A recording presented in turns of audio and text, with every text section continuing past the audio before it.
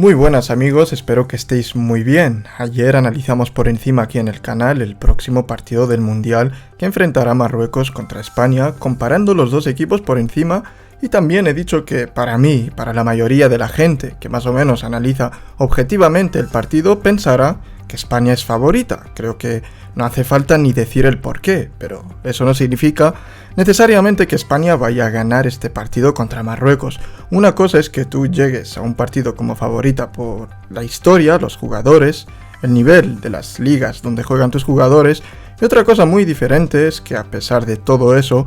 no garantiza que vayas a ganar un partido, sobre todo en el contexto en el que llegan ambos equipos. A mi juicio, Marruecos llega con mejor estado de ánimo al desencadenar dos partidos ganando, y en cambio España ha ido de más a menos, ganando su primer partido, empatando el segundo y terminando de la peor forma posible, perdiendo contra Japón. Pero no es eso sobre lo que he venido a hablar hoy, sino del por qué Marruecos es una de las selecciones con más jugadores nacidos en el extranjero. Al menos en el último Mundial de Rusia, Marruecos fue la selección con más jugadores extranjeros, es decir, jugadores que han nacido en otro país que no es Marruecos y teniendo la oportunidad de jugar en la selección del país donde han nacido, eligen jugar para Marruecos porque sus padres provienen de ahí y por tanto tienen esa opción de poder elegir entre dos países. Y hay muchos casos que algunos son actuales en el que estos jugadores ni siquiera hablan el idioma, y personalmente creo que se debe a dos cuestiones distintas que son muy compatibles. La primera, y esto lo aseguran incluso los propios jugadores, es la cuestión cultural. Han crecido en casas donde sus padres han sabido prevalecer bastante bien la cultura y tradición de sus países de origen, y lógicamente los niños que crecen en esa cultura se sentirán que tienen muchos más en común con la cultura del país de origen de sus padres que en el que han crecido. Y el propio Achraf Hakimi, nacido en Madrid, afirma que ha elegido Marruecos porque, y en palabras de Hakimi, lo sentí desde muy pequeño en casa, por mi cultura y mis orígenes. Me siento marroquí, aunque también un poco español. Nací y crecí en Madrid. Por su parte, el actual segundo portero de Marruecos, Munir Mohammedi, asegura: nací en Melilla, soy y me siento español, pero también me tira la sangre. Y bueno,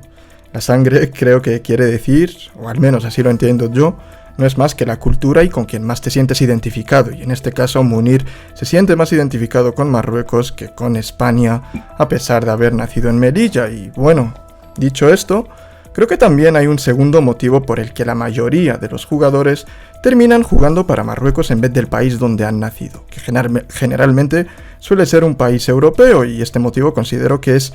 cuál cultura es más atractiva, cuál atrae más. Y en Occidente, como muchas veces hemos comentado en el canal cuando hablamos de política, la mayoría de los países han perdido mucha parte de su identidad, y como tampoco tengo intención de entrar en detalles de los motivos del por qué está pasando esto y cuáles son sus consecuencias, porque me tiraría todo el día hablando, sin embargo, hay que exponer al menos el principal motivo, y esto es debido a la globalización arrolladora que ha vivido el mundo en estos últimos 40 años, la cual ha traído cosas buenísimas. Para mí la globalización es algo positivo hasta cierto punto, pero una de sus consecuencias, si es que se podría considerar como tal, es que también hay una globalización en la cultura, en el sentido de que también se comparten tendencias de otros países, en este caso de Occidente, que lo comparte con los Estados Unidos, lo importa de ahí,